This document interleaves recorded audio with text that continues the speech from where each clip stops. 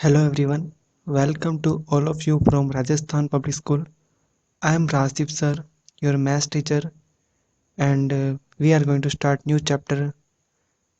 It is very important and its name is Inverse of Matrix and Linear Equations. We will go according to revised syllabus. So let's start.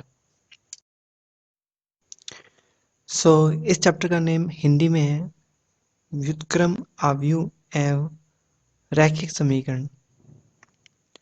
तो इसमें first topic है आपका non singular matrix व्युत्क्रमीय आव्यूह।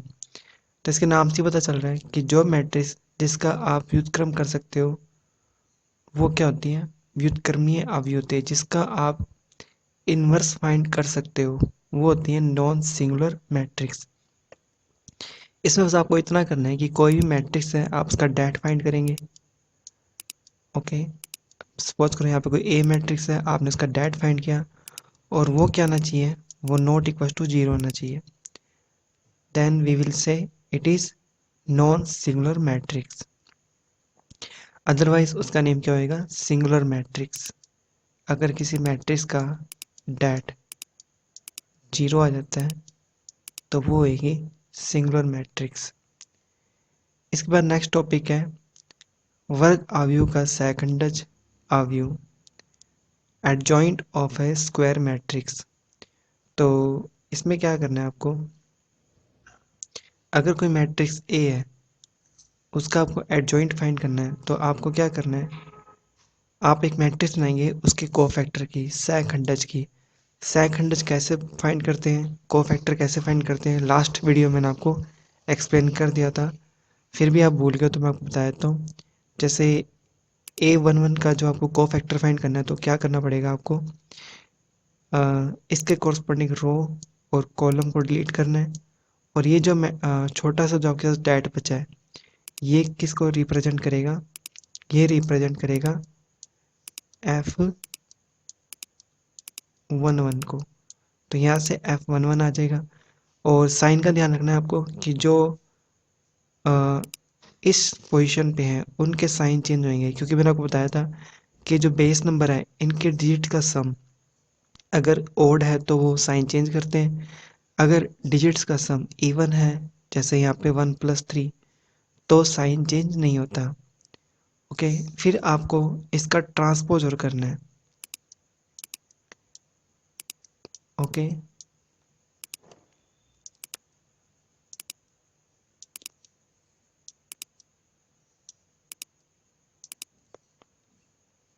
तब आपको क्या मिलेगा, adjoint matrix मिलेगी। ओके, और ये एडजॉइंट मैट्रिक्स किसकी होगी, ए की। तो ट्रांसपोज कैसे करते हैं, मैंने आपको बताया था कि रो को कॉलम में और कॉलम को रो में चेंज कर देते हैं। इसके बाद है इनवर्स ऑफ ए मैट्रिक्स।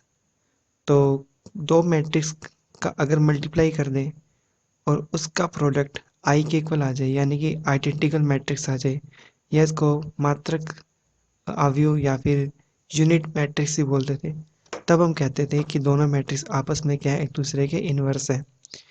तो इनवर्स फाइंड करने का फॉर्मूला क्या है वो देख लेते हैं। वो होता है adjoint A divided by det of ए।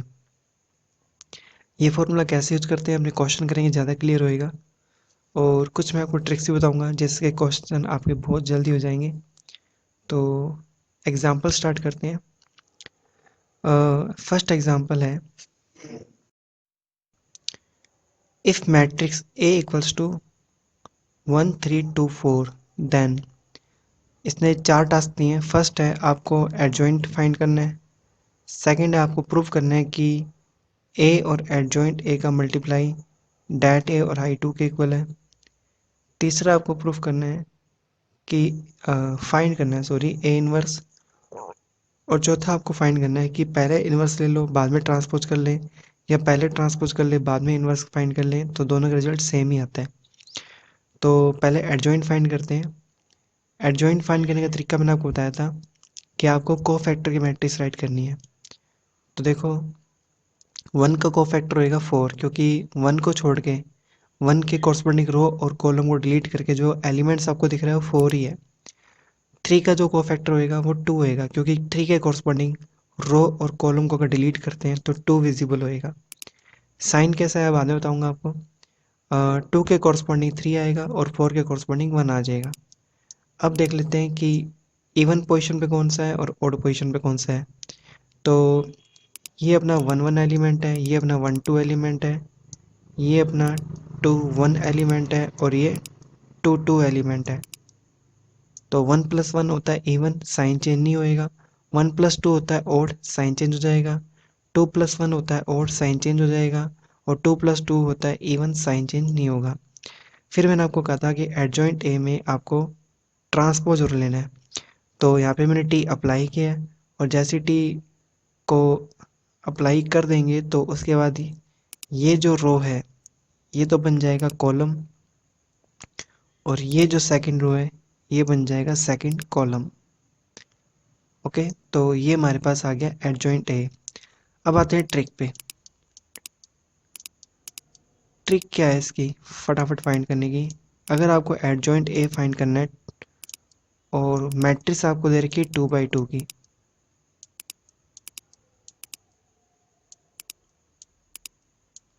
तो आपको बेसिकली करना क्या है, ये जो है इस डायगोनल पे जो एलिमेंट्स है उनको तो करना है आपको रिप्लेस।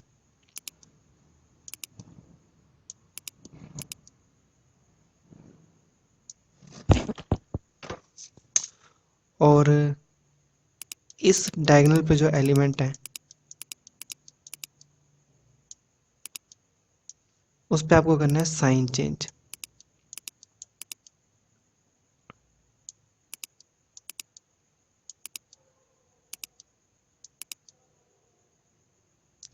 तो देखो, ये 1 और 4 ये इस टाइप के डायगोनल पे प्लेस्ड हैं, तो इनको आप करोगे रिप्लेस, यानी कि 1 की जगह 4, 4 की जगह 1 लिख दोगे। तो देखो यहाँ पे 4 और 1 आ गया, और यहाँ पे क्या था 1 और 4 थे। और ये जो एलिमेंट है इनको रिप्लेस नहीं करना, इनके सिर्फ आपको साइन चेंज करने हैं। तो 2 और 3 अपनी जगह वैसे के वैसे ही हैं, लेकिन साइन क्या हो गया इनके चेंज हो गए। यानी ये तो हो गया रिप्लेस, और ये कैसे आए हैं साइन चेंज करके।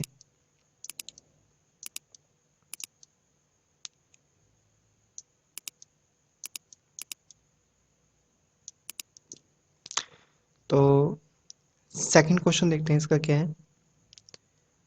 फर्स्ट था एडजॉइंट फाइंड करना था, सेकंड आपको क्या करना था कि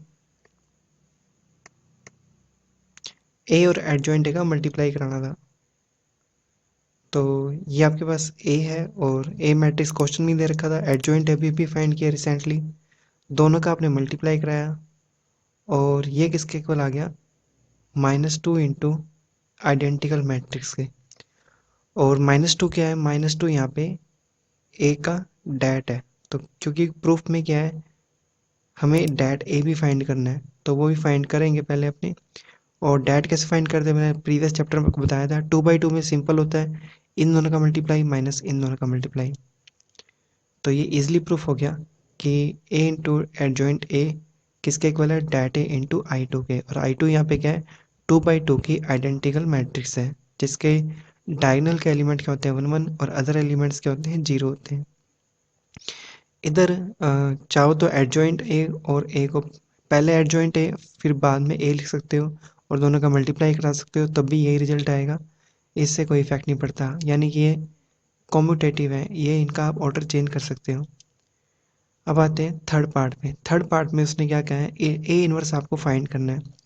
तो एडजॉइंट ए फर्स्ट पार्ट में अपने फाइंड कर लिया था, और डैट ए सेकंड पार्ट में फाइंड कर लिया था, वो -2 आया था।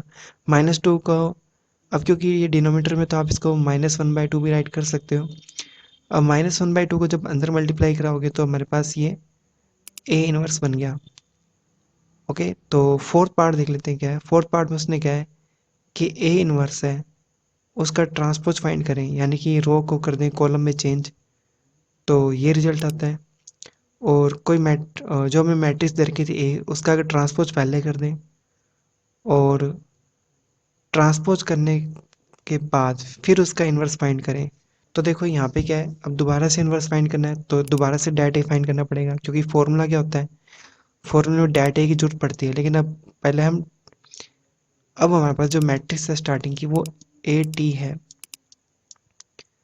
तो ए टी यहाँ पे जो मैट्रिक्स है उस ए टी है, तो उसका पहले डैट फाइंड करेंगे क्योंकि फॉर्मूले में जरूरत पड़ेगी उसकी।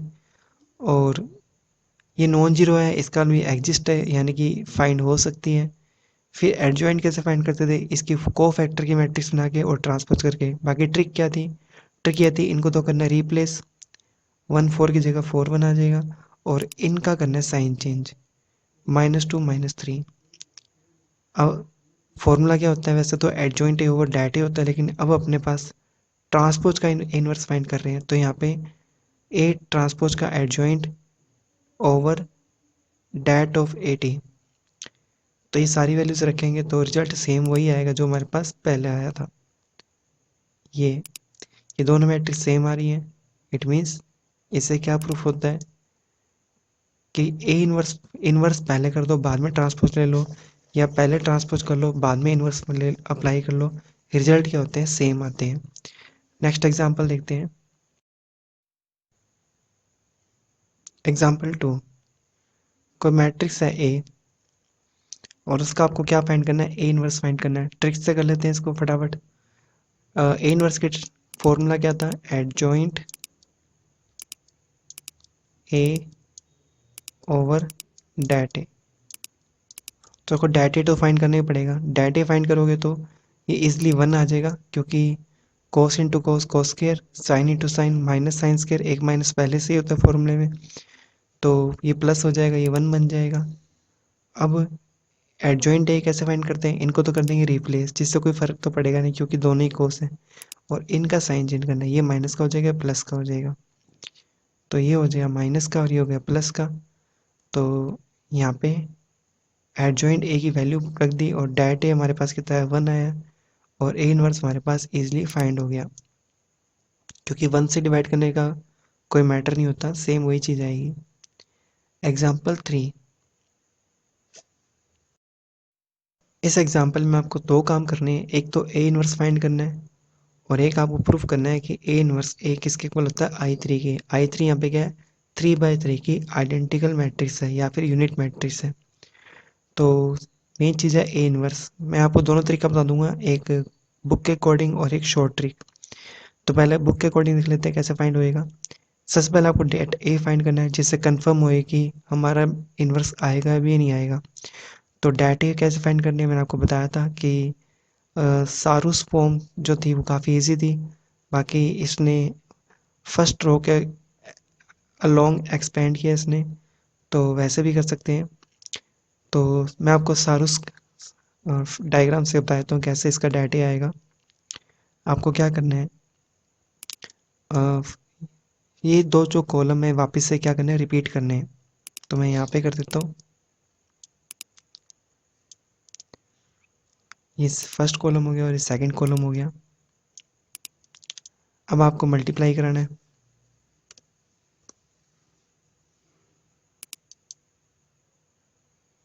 सबसे पहले इनका मल्टीप्लाई, ये आ जाएगा 6।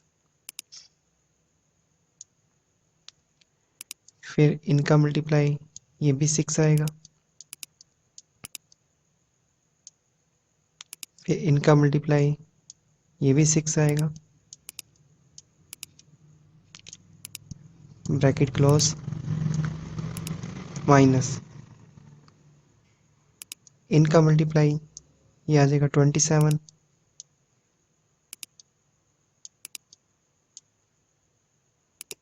इनका मल्टीप्लाई, ये आ जाएगा 1। और इस डायनल का मल्टीप्लाई ये बनेगा 8।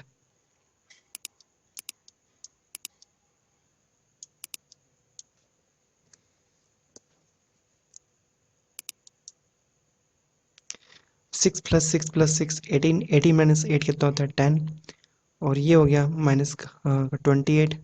10 - 28 माइनस का 18 होता है, और यहाँ पे भी क्या आ रहा है, -18 ही आ रहा है। और ये नॉट इक्वल टू 0 है, इट मीन्स ए इनवर्स इसका एग्जिस्ट है। अब आते हैं एडजॉइंट ए पे। एडजॉइंट ओ कैसे फाइंड करेंगे, यहाँ पे जितने भी एलिमेंट्स हैं सबका आपको को फैक्टर लेना है। तो मैं सिंपली आपको जैसे 3 का बता देता हूँ और 1 का बता देता हूँ, बाकी आप अपने अकॉर्डिंग निकाल लेना। 3 का जब कोफैक्टर फाइंड करोगे तो इस 3 के अलोंग कॉलम और रो को डिलीट मारोगे, यहाँ पर आ जाएगा 1 3 3 2। तो 1 2 जा 2 और 3 3 जा 9। 2 में से 9 माइनस करेंगे, माइनस का 7। तो यहाँ पे एलिमेंट क्या आ रहा है आपका, -7 आ रहा है। ओके, अब 1 के अलोंग देख लेते हैं। 1 के अलोंग देखोगे तो ये कॉलम और ये रो डिलीट मारनी है आपको। तो ये 4 एलिमेंट्स आपको विजिबल हो रहे हैं। तो 1 1 जा 1, 3 2 जा 6, 1 माइनस 6 -5। तो यहाँ पर -5 आएगा, लेकिन ये एलिमेंट कहाँ पर है, ये एलिमेंट है रोम्बस के ऊपर। और रोम्बस के ऊपर जो एलिमेंट होता है वो उसका साइन चेंज होता है, मैंने आपको बताया था। तो ओवरऑल क्या आएगा, +5 आएगा। तो आप पहले कोफैक्टर की मैट्रिक्स बना लेना, फिर बाद में रोम्बस के एलिमेंट्स के साइन चेंज कर लेना। अब इसका ट्रांसपोज और लेना है, तो ट्रांसपोज तो बहुत ईजी होता है। ये रो बन जाएगा कॉलम, ये रो भी क्या बन जाएगी, कॉलम बन जाएगा, और ये रो भी क्या बन जाएगा, कॉलम बन जाएगा। तो इसमें देखो कुछ गलती हो सकती है आपसे, क्योंकि ट्रांसपोज लेना है, साइन चेंज करनी है, को फैक्टर का प्रोसेस भी काफ़ी लंबा है। तो शॉर्ट ट्रिक देख लेते हैं इसकी क्या है।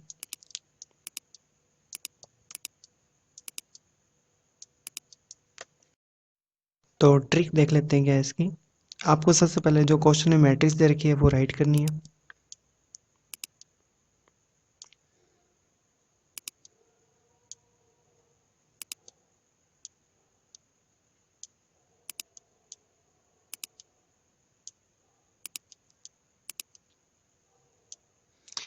इसके बाद आपको फर्स्ट 2 कॉलम रिपीट करने हैं।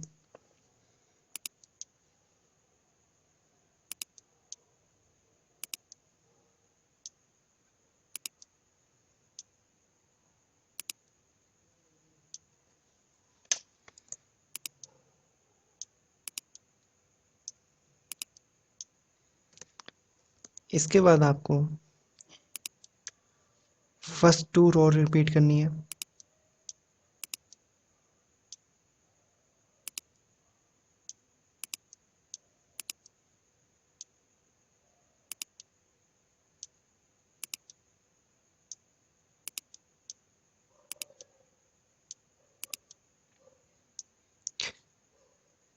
वापिस बता देता हूँ, फर्स्ट 2 कॉलम और फर्स्ट 2 रो रिपीट करनी है आपको। इसके बाद आपको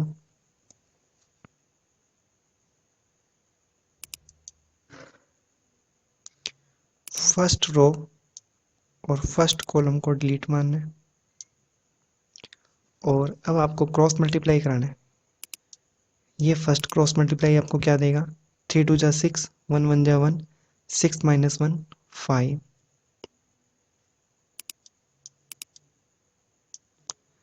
फिर ये क्रॉस मल्टीप्लाई आपको क्या देगा, 1 3 जा 3, 2 2 जा 4, 3 माइनस 4 -1।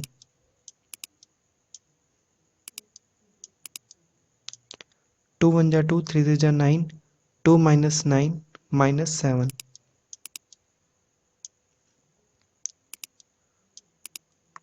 ये क्रॉस मल्टीप्लाई आपको क्या देगा, 1 3 जा 3, 2 2 जा 4, 3 माइनस 4 -1।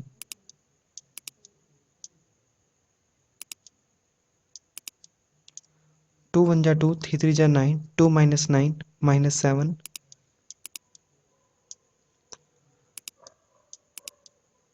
3 2 जा 6, 1 1 जा 1, 6 माइनस 1 5।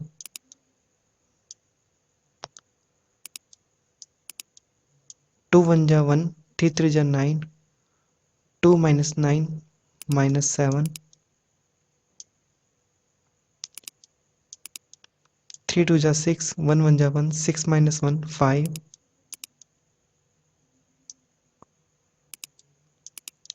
1 3 जा 3, 2 2 जा 4, 3 माइनस 4 -1। अब ये आपकी एक मैट्रिक्स कंप्लीट होगी, और बस आपको एक काम और करना है, ट्रांसपोज करना है इसका। तो जब आप इसका ट्रांसपोज करोगे तो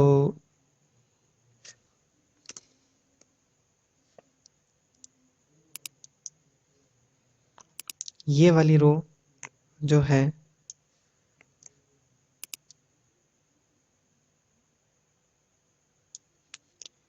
ये बन जाएगा कॉलम,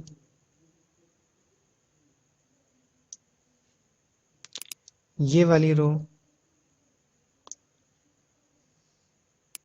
कॉलम बन जाएगी, और ये वाली रो फिर से कॉलम बन जाएगी।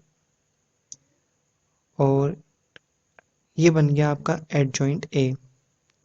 अब एडजॉइंट ए को किससे डिवाइड कराते हैं? डैट ए से। तो डैट ए आपका -18 आया था, तो आप इसको -1/18 राइट करेंगे क्योंकि ये डिनोमीटर में है।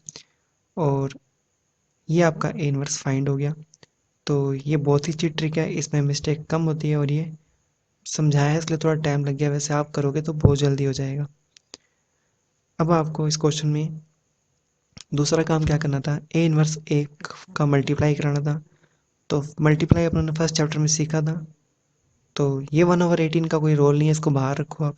मैट्रिक्स का मल्टीप्लाई कैसे होता है? रो का कॉलम से, रो का कॉलम से, और रो का कॉलम से। इस टाइप से मल्टीप्लाई कराते जाओगे तो आपके पास ये बनेगा -18 -18 -18 की एक स्केलर मैट्रिक्स बनेगी। और इसको -18 से जब वन -1/18 से जब मल्टीप्लाई कराओगे तो बाय डिफ़ॉल्ट ये क्या होंगे? डिवाइड हो जाएंगे। तो आपका आंसर क्या आएगा? एक आइडेंटिकल मैट्रिक्स आएगी या फिर यूनिट मैट्रिक्स आएगी।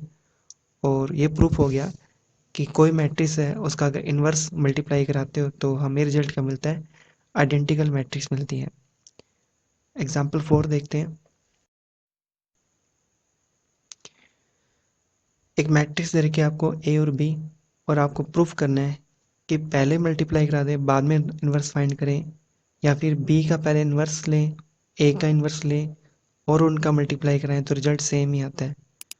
तो ये डी मॉर्गन लॉ की तरह ही है, और ये हर मैट्रिक्स पे अप्लाई कर सकते हो आप, ये एक रिजल्ट है। तो ये क्वेश्चन मैं आपको नहीं कराऊंगा, बस आप समझ जाओ कि ये क्वेश्चन आपको पार्ट्स में करना है। पहले आपको ए बी फाइंड करना है। ए बी कैसे फाइंड करना है? चैप्टर आपको थर्ड में बताया था। फिर आपको इन्वर्स फाइंड करना है जो भी मैट्रिक्स आएगी, और इन्वर्स कैसे फाइंड करते हैं? उसका फॉर्मूला होता है adjoint A B divided by det A B. इसके बाद आपको बी इनवर्स फाइंड करना है। ये तो बन गया आपकी लेफ्ट हैंड साइड। फिर आपको बी इनवर्स फाइंड करना है। उसका फॉर्मूला क्या होता है? Adjoint B divided by det B. फिर आपको ए इनवर्स फाइंड करना है। उसका फॉर्मूला है adjoint A divided by det ए।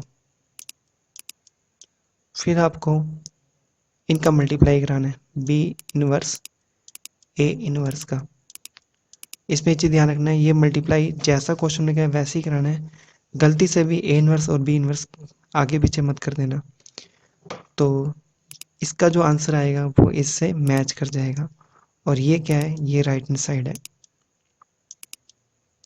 तो इससे प्रूफ हो जाएगा लेफ्ट हैंड साइड किसके इक्वल है? राइट हैंड साइड के। तो ये कर रखा है सारा इसने, आप अपने अकॉर्डिंग देख लेना। क्योंकि मैट्रिक्स 2/2 की है तो ए इनवर्स फाइंड करने में आपको टाइम नहीं लगेगा। ट्रिक मैंने आपको बता रखी है कि इधर के डायगोनल के एलिमेंट रिप्लेस करने हैं और इधर वाले डायगोनल के एलिमेंट आपको सिर्फ साइन चेंज करने हैं। एग्जाम्पल 5 देखते हैं।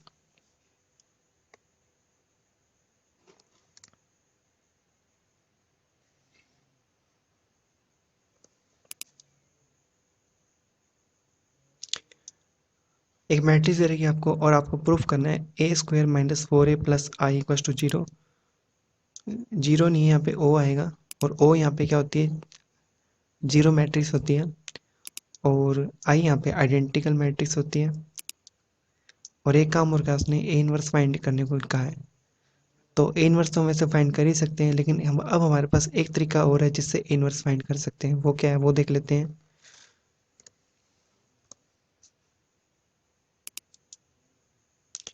तो ये क्वेश्चन तो आपका वैसे ही हो गया जैसे चैप्टर 3 में था।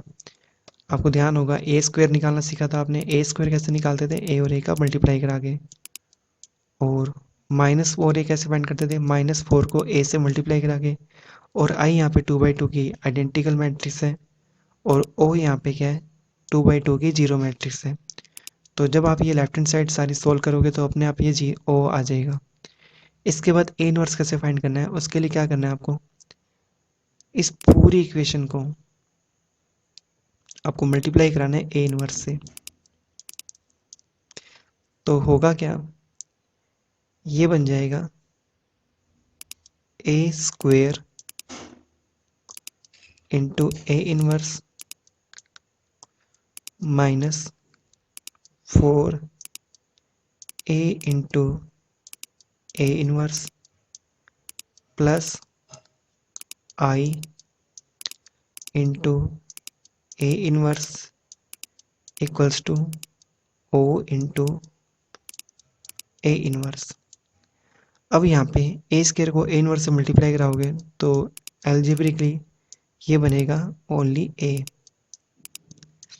यहाँ पे ए और ए इनवर्स का जब मल्टीप्लाई होता है तो हमें पता है कि इससे क्या मिलता है, आइडेंटिकल मैट्रिक्स मिलती है आई।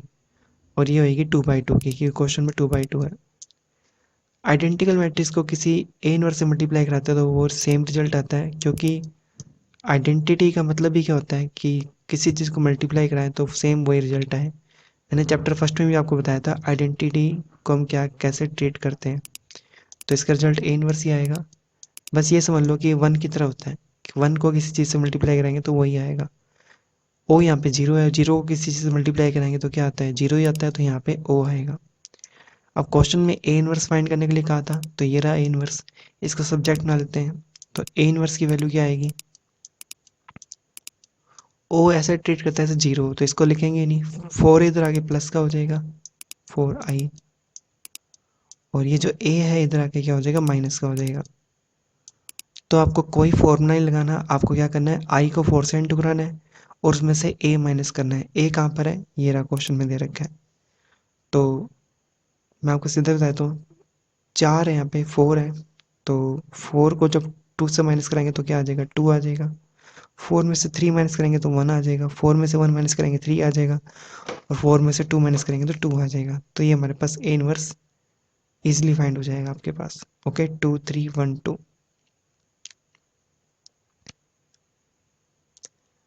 बाकी डैट ए आपका देख लेना क्या आएगा। डैट ए आपका वहाँ पे 1 आ रहा है। अब हमारे पास एक्सरसाइज आती है 5.2। ये भी काफ़ी इंपॉर्टेंट है। So let's start. Applications of determinants. हमने जो चैप्टर 4 में डिटर्मिनेंट्स सीखा था उसके क्या उपयोग हैं, क्या फ़ायदे हैं। तो सबसे फर्स्ट इसका यूज़ है to find area of triangle, त्रिभुज का क्षेत्रफल निकालने में। आपको ध्यान होगा 10th क्लास में आपने फॉर्मूला पढ़ा था x1 into y two minus y one, x2 into y three minus y one, और x3 into y one minus y two. Okay, तो यहाँ थोड़ी गड़बड़ है, यहाँ 3 आएगा। तो ये फॉर्मूला हमने 10th क्लास में देखा था। अब यहाँ पे क्या है, ट्राइंगल का एरिया आप इस फॉर्मूले से ही फाइंड कर सकते हो। आपको क्या करना है, जो पॉइंट्स होंगे x1 y1 x2 y2 x3 y3, ये आपको कॉलम में अरेंज करने हैं और थर्ड कॉलम में आपको 1 1 1 करना है। या फिर आप एक काम और कर सकते हो, आप चाहो तो 1/2 तो एज इट इज रहेगा, आप यहाँ पे 1 1 1 लिख दो, और जो पॉइंट्स हैं x1 y1 यहाँ राइट कर दो, x2 y2 यहाँ राइट कर दो, और x3 y3 यहाँ पे राइट कर दो। तो उससे भी ये रिजल्ट आएगा। बट ये बेस्ट है क्योंकि यहाँ पे क्या है, जैसे जैसे पॉइंट हमको विजिबल होते हैं हम वैसे ही रखते चले जाते हैं। तो ये 1 1 आप पहले भी लगा सकते हो, बाद में भी लगा सकते हो, बीच में भी लगा सकते हो, इससे कोई फ़र्क नहीं पड़ेगा। तो इसमें एक चीज़ ध्यान रखनी है कि 1 1 1 पहले बाद में लगाने से आपके साइन चेंज हो सकते हैं, बाकी आंसर सही आएगा। तो ये लाइन लास्ट में डार्क बोल्ड लाइन जो आपको दिख रही है यहाँ पे, इसका मतलब है कि एरिया जो होता है ना वो ऑलवेज क्या होता है, पॉजिटिव होता है। अगर आपका आंसर नेगेटिव आ रहा है तो आप उसको पॉजिटिव कर दोगे। सेकंड यूज़ देख लेते हैं इसका क्या है।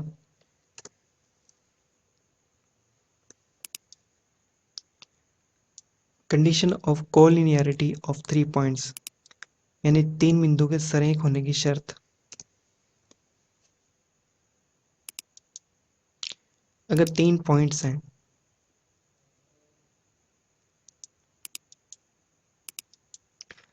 वो लाइन में नहीं है, मान लो इसके कोऑर्डिनेट क्या है, x1 y1 है, इसके कोऑर्डिनेट क्या है, x2 y2 है, इसका कोऑर्डिनेट क्या है, x3 मान लेते हैं y3 है। अब सिंपल सी बात है, अगर एक ट्रायंगल बनता है इससे, तो इस ट्रायंगल का कोई ना कोई एरिया आएगा। बट व्हाट इफ अगर ये तीनों पॉइंट लाइन में हो, इसी को कहते हैं कोलिनियर। तो क्या इससे कोई ट्रायंगल बन सकता है, नहीं बन सकता। और वी कैन से दैट कि ट्रायंगल का एरिया क्या आएगा, 0 आएगा। तो यही कॉन्सेप्ट यूज़ किया है कि अगर 3 पॉइंट्स कोलिनियर हो तो उनका एरिया ऑफ ट्रायंगल क्या होता है, 0 होता है। अब चाहो तो शॉर्ट में आप इसको लिख सकते हो, क्योंकि 1/2 टू 0 से मल्टीप्लाई करके फिनिश हो जाएगा, एलिमिनेट हो जाएगा। तो ये जो डैट है इसकी वैल्यू क्या आएगी, 0 आएगी। ये कंडीशन होती है कोलिनियरिटी की। थर्ड यूज इसका ये है कि हम इक्वेशन राइट कर सकते हैं लाइन की। अगर आपको 2 पॉइंट्स गिवन हो, बस आपको क्या करना है, जो 3 पॉइंट थे x1 y1 x2 y3 x3 y3, तो उसकी जगह आपको एक पॉइंट तो आर्बिट्री रखना है, यानी xy। बाकी 2 पॉइंट आपको जो गिवन है वो नीचे रख सकते हो, या आप ये आप उनको ऊपर नीचे भी कर सकते हो, इससे कोई फर्क नहीं पड़ेगा। ओके, तो ये xy आप कहीं मर्जी लिख दो, और बाकी जो गिवन पॉइंट्स आप लिख देना, और कोई भी एक रो और कॉलम आपको 1 1 1 करने हैं, और इसको किसके इक्वल लेके चलना है, 0 के। तो इसको सिंप्लीफाई करने के बाद आपको जो रिजल्ट मिलेगा वो मिलेगा इक्वेशन ऑफ लाइन।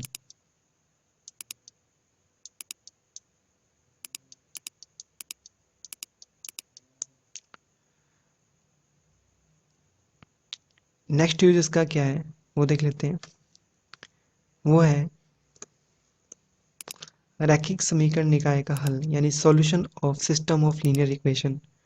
और ये सबसे इंपॉर्टेंट यूज है इसका, जिसके क्वेश्चन 99% आता है, वो भी 4 मार्क्स का।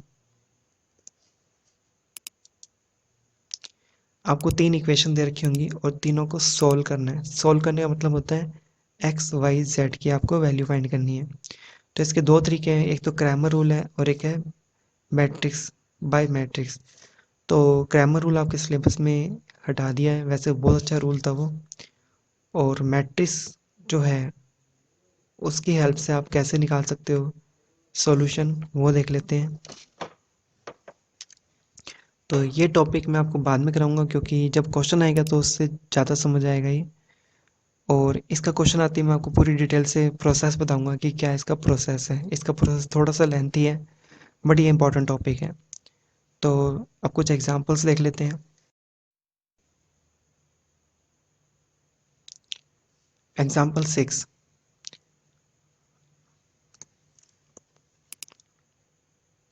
आपको एक ट्रायंगल दे रखा है और उसके पॉइंट्स दे रखे हैं, और आपसे क्या पूछा है, एरिया पूछा है। बस करना है कि आपको फॉर्मूला लगाना है, पॉइंट्स आपको यहाँ पे फिल करने हैं, और थर्ड कॉलम आपको 1 1 1 करना है। इस डैट को सिंप्लीफाई करोगे तो आपके पास आंसर आ जाएगा -1। अब -1 है तो आप उसको 1 कर दोगे, क्योंकि एरिया क्या होता है, ऑलवेज पॉजिटिव होता है। एग्जाम्पल 7 देख लेते हैं।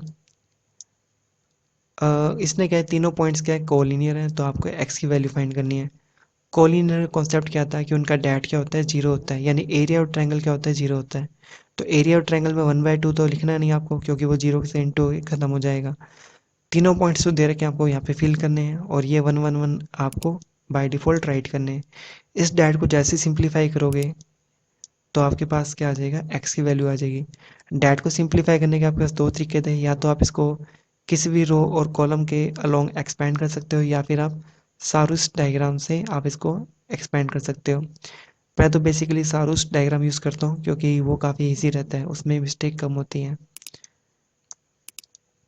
बाकी सारूस डायग्राम आपको चैप्टर 4 में मैंने आपको बताया था। एग्जाम्पल 8 देख लेते हैं। ये कह रहा है कि आपको 3 पॉइंट्स दे रखे हैं, बी सी कोमा ए इंटू बी प्लस सी। यहाँ पे ये बी सी एक्स की तरह ट्रीट कर रहा है, और ए इंटू बी प्लस सी वाई की तरह ट्रीट कर रहा है। तो ये x1 y1 हो गया, ये x2 y2 हो गया, ये x3 y3 हो गया, और ये आपको पहले से दे रखा है, सॉरी, ये आपको प्रूफ करना है कोलिनियर है। तो आप क्या करोगे, आप इसका डैट बना लोगे, और डैट बनाने के बाद ये कुछ प्रॉपर्टी है, वैसे आपके सिलेबस में हटा दी गई है, फिर भी मैं आपको बता देता हूँ क्वेश्चन कैसे करना है। आप इसका डैट ओपन कर लेना बस। डैट ओपन कैसे करोगे, या तो सारूस डायग्राम से कर लेना, या फिर सीधा इसको एक्सपेंड कर देना, और इसका आंसर क्या आएगा, जीरो ही आएगा, क्योंकि आपको पता है कॉलिनियर कब होता है, जब डैट की वैल्यू क्या आती है, जीरो होती है। तो ये जीरो आ जाएगा, तो आप देन यू विल से कि given points are collinear. Example 9 देखते हैं। ये थोड़ा सा उल्टा क्वेश्चन है, आपको इक्वेशन फाइंड करनी है, दो पॉइंट्स दे रखे हैं आपको, और के की वैल्यू भी फाइंड करनी है, जिससे ट्राइंगल का एरिया क्या हो, दो स्क्वायर यूनिट हो, जिसमें ट्राइंगल ए बी सी में जो ए बी पॉइंट तो होगा तो ये है, और सी पॉइंट क्या है, के कोमा जीरो है, यानी दो क्वेश्चन मिक्स कर दिए एक में ही। तो पहला क्वेश्चन क्या है, इक्वेशन ऑफ लाइन फाइंड करनी है। तो मैंने आपको क्या कहा था, पॉइंट्स फिल कर देना, और थर्ड पॉइंट को आप एक्स वाई राइट कर देना। 1/2 तो जीरो से इंटू होके खत्म हो जाएगा, और ये जब डैट ओपन करोगे तो आपके पास इक्वेशन आएगी x-9y + 23 = 0। ये आ गई लाइन की इक्वेशन। इसके बाद आपको क्वेश्चन में दे रखा है एरिया और ट्रायंगल कितना है, 2 है, जब पॉइंट्स आप क्या ले रहे हो, एक्स वाई की जगह k, 0 राइट ले रहे हो। तो एरिया और ट्रायंगल का फॉर्मूला यहाँ पे लगा दिया, और किसके इक्वल लेके चलेंगे, +-2 के। यहाँ +-2 क्यों लिया, क्योंकि डैट है, उसकी वैल्यू प्लस भी आ सकती है, माइनस भी आ सकती है। डैट को यहाँ ओपन करेंगे तो हमारे पास ये इक्वेशन आ जाएगी, और ये 2 इससे मल्टीप्लाई करा लेना, 4 हो जाएगा। तो 23 + k = आ जाएगा +-4। तो k की यहाँ पे दो वैल्यूज आ जाएंगी, तो -19 और एक -27। एग्जाम्पल 13 देख लेते हैं। आपको ये इक्वेशन सॉल्व करनी है, कौन से मेथड से, मैट्रिक्स के मेथड से। तो ये मैं आपको बता देता हूँ क्वेश्चन, क्योंकि ये टॉपिक अभी मैंने आपको कहा था कि रैखिक समीकरण का निकाय काल, यानी solution of system of linear equation. तो कैसे हम जो हमारे पास इक्वेशंस है उसको सॉल्व कर सकते हैं with the help of matrix, वो देखेंगे अपने। तो ये क्वेश्चन आपको केयरफुली समझना है।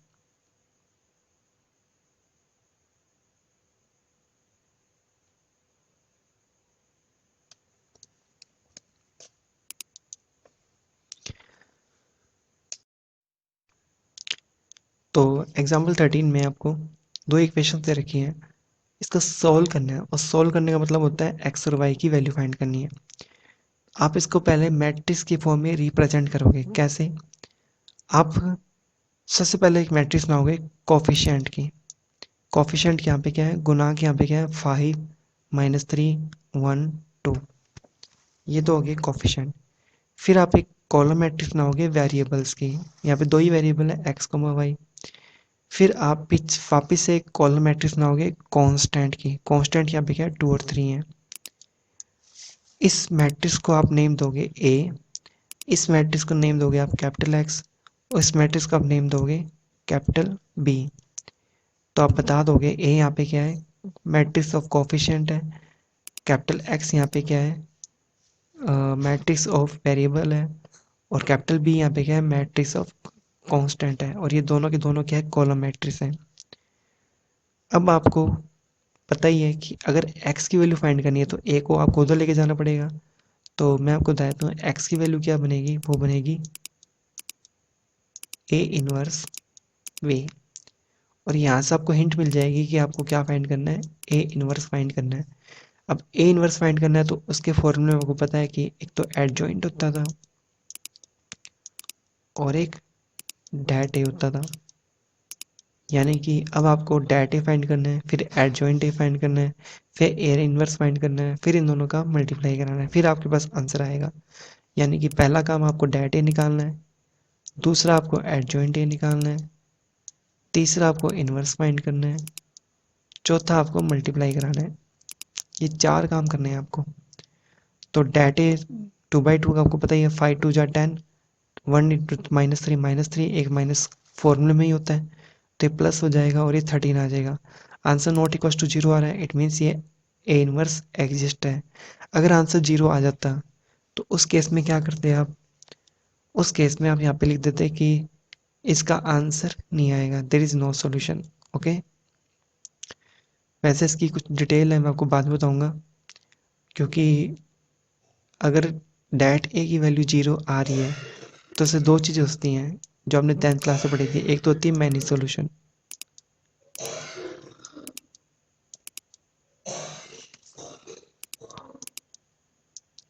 और एक होती है नो सॉल्यूशन।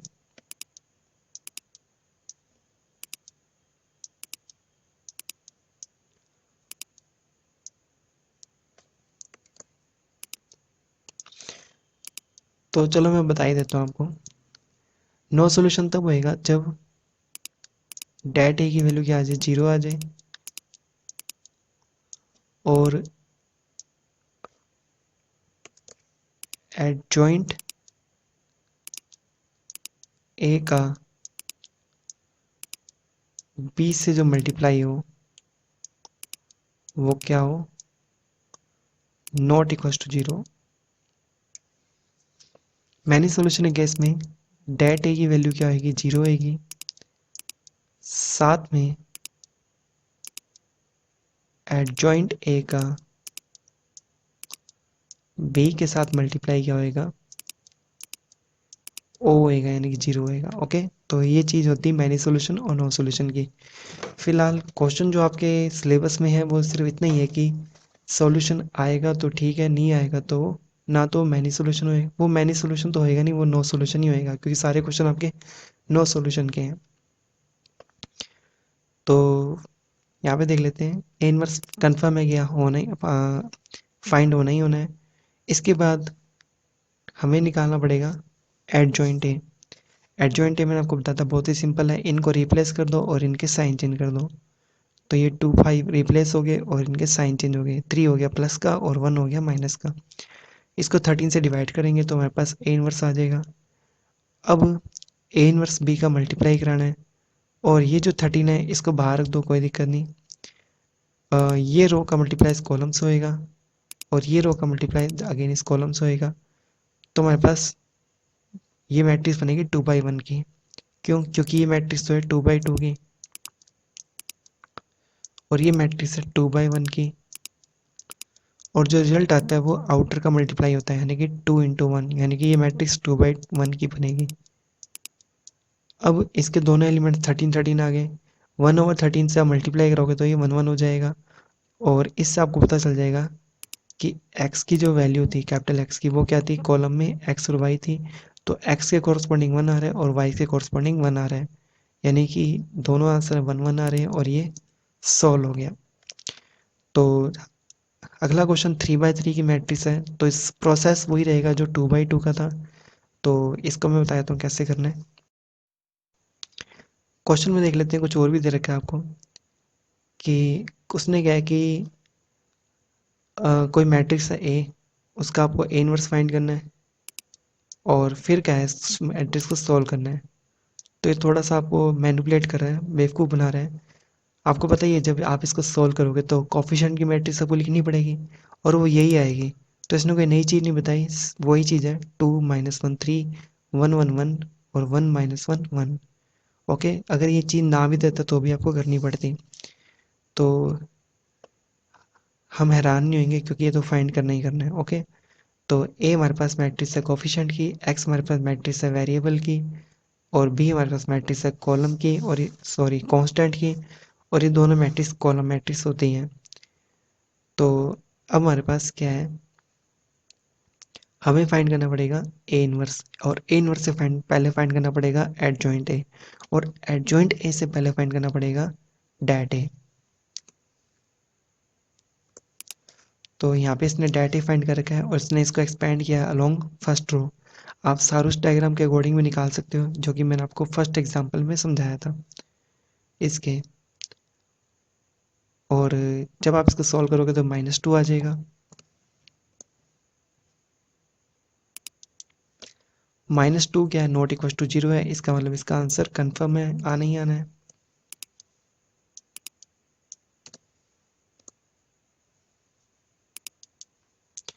अब हम एडजॉइंट ए फाइंड करेंगे। इसने एडजॉइंट ए डायरेक्ट फाइंड कर रखा है, बाकी आपको करना ही पड़ेगा, और इसके दो तरीके बताए थे आपको।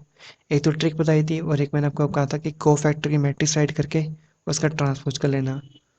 तो ट्रिक मैंने आपको एग्जांपल समझा दी थी, ए इनवर्स कैसे फाइंड करते हैं उसमें। और ये कौन सा एग्जांपल है आपको बताया था, बताया तो वापिस से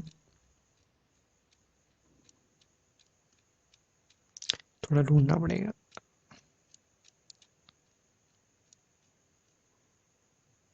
ये रहा, एग्जाम्पल 3 में सारा समझा दिया था कि ये ट्रिक से कैसे निकालते हो। ओके, तो वापिस क्वेश्चन पे आते हैं।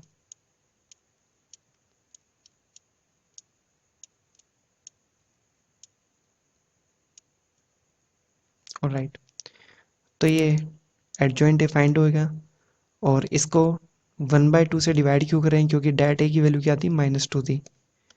और यहाँ पे बी कॉलम मैट्रिक्स है कांस्टेंट की। अब ये जो मैट्रिक्स का मल्टीप्लाई कराओगे तो मैं आपको बताता हूँ, ये मैट्रिक्स तो है 3/3 की, और ये मैट्रिक्स है 3/1 की। इसके पास जो इंटरनल प्रोडक्ट है वो सेम है, और आउटर जो प्रोडक्ट है वो रिजल्ट होता है, यानी कि वो मैट्रिक्स बनेगी 3/1 की। तो रो का मल्टीप्लाई कॉलम से ये फर्स्ट एलिमेंट आ जाएगा, सेकंड रो का मल्टीप्लाई फर्स्ट कॉलम से ये सेकंड एलिमेंट आ जाएगा, और थर्ड रो का मल्टीप्लाई कॉलम से हमारे पास थर्ड एलिमेंट आ जाएगा। अब ये -1/2 को जब मल्टीप्लाई कराओगे तो ये माइनस कैंसिल हो जाएंगे, और 2 से डिवाइड करने पर ये 1 2 3 बन जाएंगे।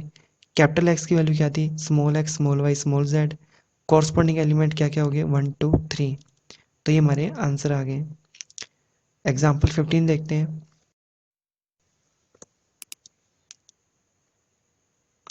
आपको दो मैट्रिक्स दे रखे हैं ए और बी, और उसने क्या कि ए और बी का मल्टीप्लाई कराओ, और फिर उसने क्या काम बोला आपको कि ये तीनों इक्वेशन को सॉल्व करो। तो यहाँ पे मिस्ट्री ये है कि ये दो मैट्रिक्स क्यों दे रखी है, क्वेश्चन तो सिंपली दे सकता था, हमें फाइंड करना था क्या क्या, एक तो कोफिशिएंट मैट्रिक्स ए उसका इन्वर्स, और इसको जैसे एग्जाम्पल 14 में सॉल्व किया था वैसे कर लेते हैं इसको। ये दो मैट्रिक्स देने का क्या रीज़न है, तो यहाँ पे कोई ना कोई हिंट मिलती है कि कुछ ना कुछ चक्कर जरूर है इस मैट्रिक्स का। तो वो देख लेते हैं क्या है। मल्टीप्लाई कराने के लिए क्या करा देते हैं मल्टीप्लाई। अब मल्टीप्लाई जब कराएंगे इन दोनों मैट्रिक्स का तो हमारे पास रिजल्ट ये आ जाएगा 6 बार, और ये बन जाएगी आइडेंटिटी मैट्रिक्स। तो यहाँ पे एक करिश्मा हो गया क्या कि ए और बी का मल्टीप्लाई आ गया 6i3 के। अब 6 को अगर यहाँ डिवाइड में लेके जाएं तो यहाँ से पता चलता है कि इन दोनों का मल्टीप्लाई i3 आ रहा है, इसका मतलब ये एक दूसरे के क्या है, इनवर्स है।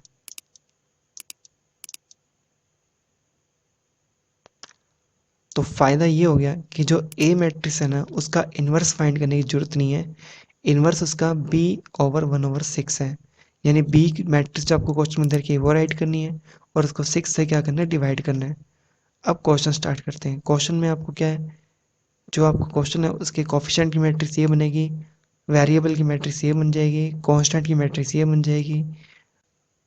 ए एक्स इक्वल्स टू बी जो था, यहाँ पे सी ले रखा है कोई बात नहीं, तो एक्स की वैल्यू क्या आ जाएगी, ए इनवर्स सी आ जाएगी।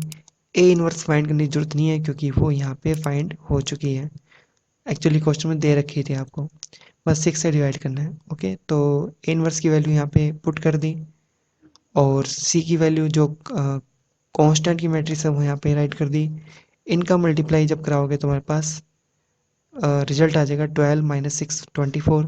6 से डिवाइड करने पे ये आ जाएगा 2 माइनस 4। और जो कैपिटल एक्स है वो होता है small x small y small z के वेरिएबल की कॉलम मैट्रिक्स है। कॉरस्पॉन्डिंग एलिमेंट क्या हो गया, एक्स की वैल्यू 2, वाई की वैल्यू -1 और जेड की वैल्यू 4। तो ये हमारे पास सॉल्यूशन आ गया।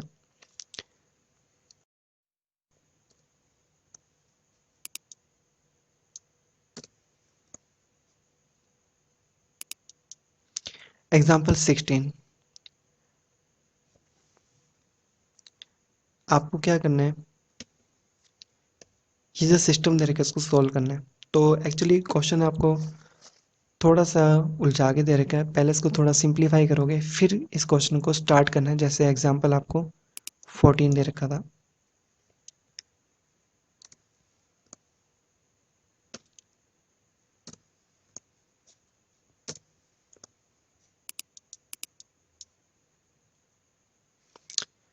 तो करना क्या आपको, पहले तो ये कॉलम का, ये रो का मल्टीप्लाई इस कॉलम से,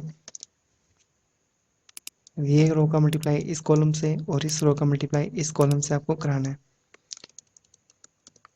तो उसके बाद कुछ ऐसी इक्वेशन बन जाएगी आपके सामने। और यहाँ पे क्या करना है, ये जो दो मैट्रिक्स दे रखी है आपको इनका प्लस करना है। प्लस करने पे सिंपली 8 + 2y 1 + z और 4 + 3y हो जाएगा। फिर आप इनको कंपेयर करोगे, यानी 3x + 3z किसके इक्वल है, 8 + 2y के। इसको वापस सिंप्लीफाई करने पे ये हमारे पास तीन इक्वेशन आएगी। अब ये एग्जाम्पल 14 से मैच कर रहा है क्वेश्चन। जैसे ये तीन इक्वेशन सॉल्व की थी वैसे ही आपको